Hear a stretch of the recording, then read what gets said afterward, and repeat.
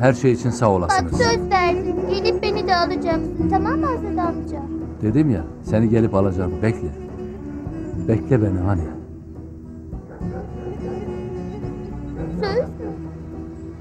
Söz. Baba, bu Hani'nin babası mı? Mehmet, dün kirveye karar veremedim diyordun ya. Ben kirveyi buldum. Uygundur abi. Azat, yakında bizim bir sünnet düğünümüz olacak. Senden iyisini bulamayız. Eğer kabul edersen bizim Almancı ufaklığın kirvesi ol. Olmaz.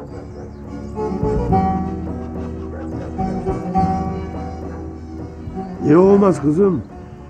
Olmaz işte baba. Başka adam yok mu? Gitsek iyi olur Azat. Bunu sonra konuşsak. Tamam. Hadi eyvallah. Güle güle Azat. Güle güle. Güle güle. Uğurlar ola. Güle güle. Eyvallah.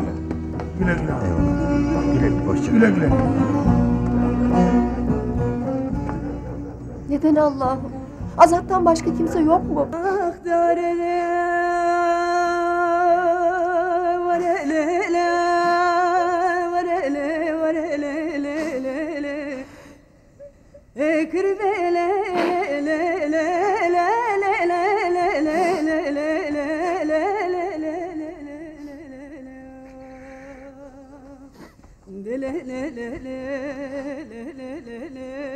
Neyin var senin abla?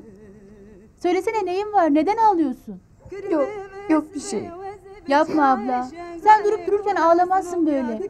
Hatta hiç ağlamazsın sen. Azat. Ne olmuş Azat abiye?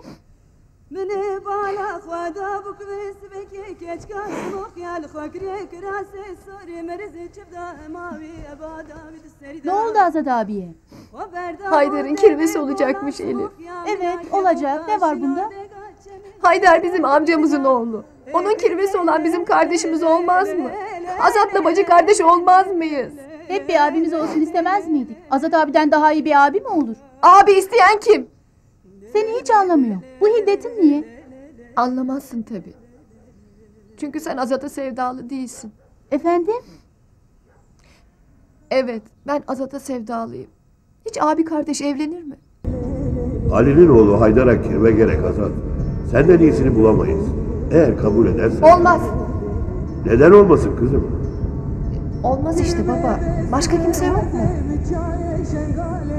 Ben bu kıza ne ettim ki beni layık görmedi kirveliğe? Ne düşündün Azat ağa? Suskunlaştın. Dede kirve ol dedi ya, onu düşünüyorum. Çocukluğumdan beri duymuşum.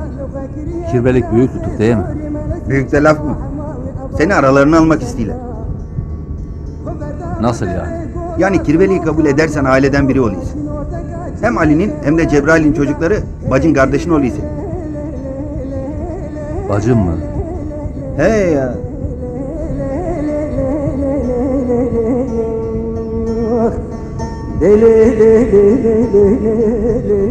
Fadime nerede? Fadime nerede? Kirvelik Nerede? elbet kutsaldır. Fadime'nin çok Kirveyle öyle hısım olunur ki kirve baba yarısıdır.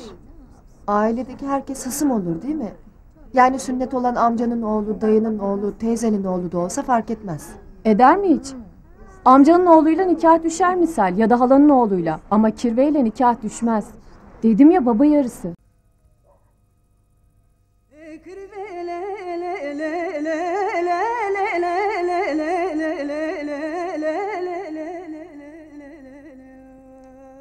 Yani kirveliği kabul edersen aileden biri oluyorsun. Hem Ali'nin, Mehmet'in hem de Cebrail dedenin çocukları bacın kardeşin oluyorsun.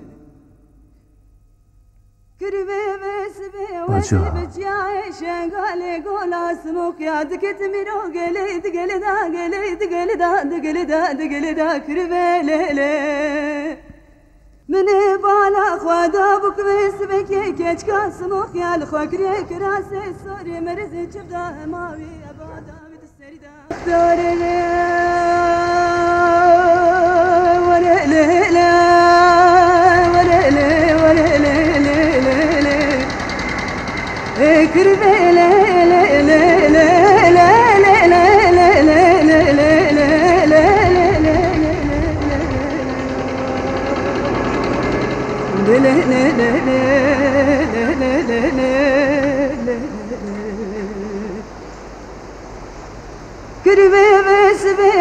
بجای شنگال گلاس مکیاد کت میرو گلید گلیدا گلید گلیدا گلیدا گلیدا کربله منی بالا خدا بکویس بکی کچ کاس مکیال خاکری کراس سوری مرز چبدا ماوی ابادا بید سریدا و بردا بوده و گلاس مکیا منا که و کاشین ارده گاچه می خبرت بندا کربه له له له له له له